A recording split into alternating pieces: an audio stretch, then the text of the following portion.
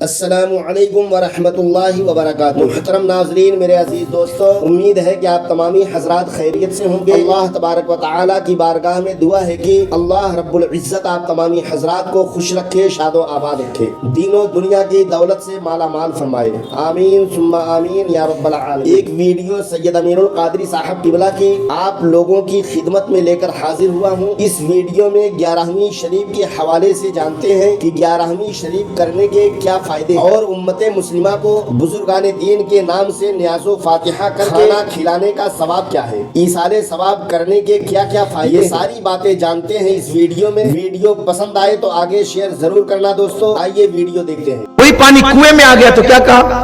کنواں، ٹھیک ہے نا۔ وہ پانی سمندر میں چلا گیا تو ہے پانی، ہے پانی۔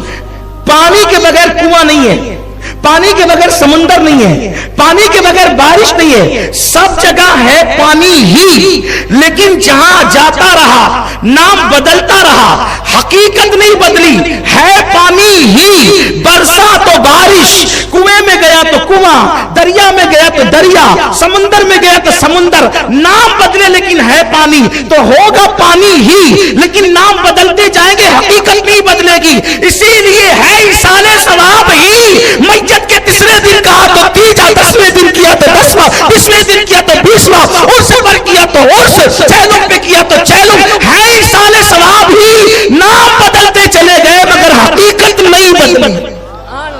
یہ ہے ایصال ثواب۔ یہ اب بتائیں کہ یہ کہاں ناجائز؟ کسی کو ثواب پہنچانا یہ کہاں ناجائز؟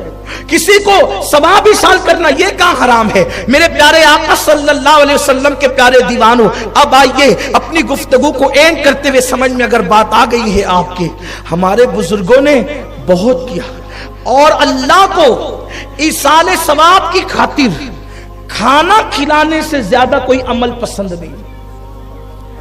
سب سے بہترین عمل کھانا کھلانا۔ اللہ کے رسول علیہ السلام سے پوچھا گیا، ایّ الاسلام خیر یا رسول اللہ، حضور سب سے بہترین اسلام کیا ہے؟ آقا فرماتے نطعم الطعام، ایمان لانے کے بعد سب سے بہترین عمل ہے نطعم الطعام، کھانا کھلاؤ۔ اب کھانا کھلاؤ، حضور نے یہ نہیں کہا کہ غریب کو کھلاؤ کہ امیر کو، مطلقاً نطعم الطعام۔ ایک شخص غوث پاک کی بارگاہ میں آیا، کہا حضرت میرے پاس نفلی صدقہ ہے، میں غریبوں کو ڈھونڈ رہا ہوں، مستحق کو دے دوں۔ فرمایا کہ مستحق واجبہ صدقے کے لیے ڈھونڈے جاتے ہیں، جو نفلی ہے غریبوں کو بھی دے، مالداروں کو بھی دے، اور حقدار کو بھی دے، اور جس کا حق نہیں ہے اس کو بھی دے۔ تو جس چیز کا تو حقدار ہے اللہ تجھے وہ بھی دے گا، اور جس کا تو حقدار نہیں ہے اللہ تجھے وہ بھی عطا فرمائے گا۔ تو یہ چیز ہے۔ تو میرے آقا علیہ السلام کے دیوانوں، کھانا کھلانا کتنی بڑی نیکی ہے۔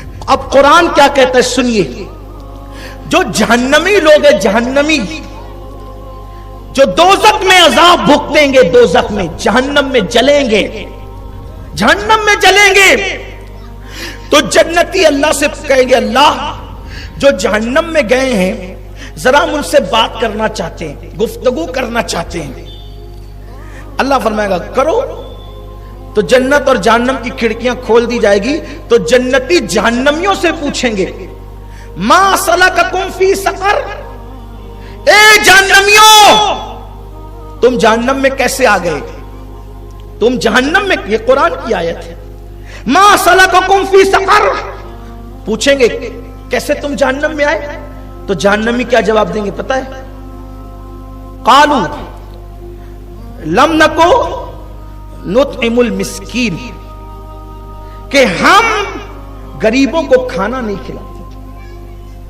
اور پھر آگے اور بھی صفات ہے کہ غریبوں کو کھانا نہیں کھلاتے تھے، نماز نہیں پڑھتے تھے۔ اس کا مطلب یہ ہے کہ کھانا نہیں کھلاتے تھے غریبوں کو، اسی لیے جہنم میں آئے۔ قرآن کہتا ہے اَرَأَيْتَ الَّذِي يُكَذِّبُ بِالدِّينِ فَذَلِكَ الَّذِي يَدُعُّ الْيَتِيمَ وَلَا يَحُضُّ عَلَى طَعَامِ الْمِسْكِينِ، اے محبوب کیا تم نے دین کے جھٹلانے والے کو نہیں دیکھا کہ وہ اللہ اکبر، جو دین کو جھٹلانے والا ہے وہ کون ہے؟ وہ یتیموں پر رحم کرنے پر اکساتا نہیں اور یتیموں پہ رحم نہیں کرتا اور غریبوں کو کھانا کھلانے کی ترغیب نہیں دیتا، یعنی خود تو کھلاتا ہے جنتی اور دوسروں کو بھی ترغیب دیتا ہے کہ تم بھی کھلاؤ۔ روکنے والا جہنمی ہے، اللہ کا قرآن کہہ رہا ہے، اور اس کی ترغیب دینے والے جنتی ہے، اللہ کا قرآن کہہ رہا ہے۔ اب مجھے بتاؤ، ہم 11ویں کے نام پر اگر امت مسلمہ کو کھانا کھلائے، چھٹی کے نام پہ امت مسلمہ کو کھانا کھلائے، ہم کیا اللہ اکبر 12ویں کے نام پہ امت مسلمہ کو کھانا کھلائے، تو یہ ہمارے گھر کی گڑی ہوئی بدعت نہیں ہے، بلکہ قرآن کہتا ہے کہ جس نے دین کو قبول کیا ہے وہ خود بھی کھلائے گا اور لوگوں کو کہے گا کہ تم بھی کھلاتے رہو۔ آپ قرآن نہیں پڑھتے، قرآن ارأیت الذی یکذب بالدین فذلک الذی یدعو الیتیم ولا یحض علی طعام المسکین۔ وہ دعوت نہیں دیتا، وہ ابھارتا نہیں غریبوں کو کھانا کھلانے کے لیے، وہ دین کو جھٹلانے والا ہے۔ بھائیو، کب تک صرف کھاتے ہی رہو گے؟ کبھی کھلانے کی بھی تو بات کرو، کبھی کھلانے کی بھی تو ترغیب دو۔ اسی لیے اہل سنت و جماعت اولیاء اللہ سے وابستہ لوگ ہیں۔ ہمارے بزرگوں نے لنگر کھلائے، بابا فرید کا لنگر چلتا رہا، غریب نواز کی خانقاہ سے لنگر چلتا رہا، غوث العظم دستگیر کے یہاں تو اب بھی جاری ہے، غریب نواز کے یہاں بھی اب بھی جاری ہے۔ یعنی کھلاتے رہو اور فلاح پاتے رہو، کھلاتے رہو اور فلاح پاتے رہو۔ کیوں؟ میرے آقا فرماتے ہیں اگر تم نے کسی مسلمان کو ایک لقمہ کھلایا تو تمہارے اور جہنم کے درمیان 70,000 سال کا فاصلہ پیدا کر دیا جاتا ہے، اور ایک روایت میں 70 سال کا فاصلہ پیدا کر دیا جاتا ہے۔ جب ایک لقمہ کھلانے کی برکت یہ ہے تو پیٹ بھر کھلانے کی برکت کیا؟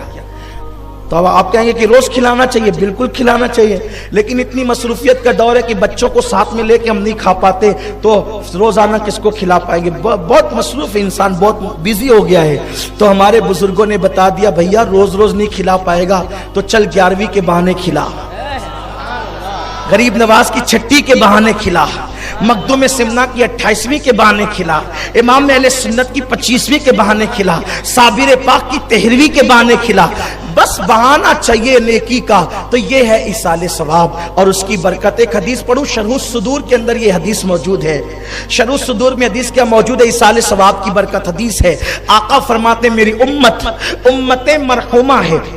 آقا ارشاد فرماتے میری امت امت مرحومہ۔ مرحوم کس کو کہتے ہیں؟ ہماری اصطلاح میں مرحوم مردے کو کہتے ہیں، لیکن مرحوم کا مطلب مردہ نہیں ہوتا، بلکہ مرحوم کا مطلب ہوتا ہے جس پہ رحم کیا گیا، جو قابل رحم ہو۔ آقا فرماتے میری امت امت مرحومہ ہے۔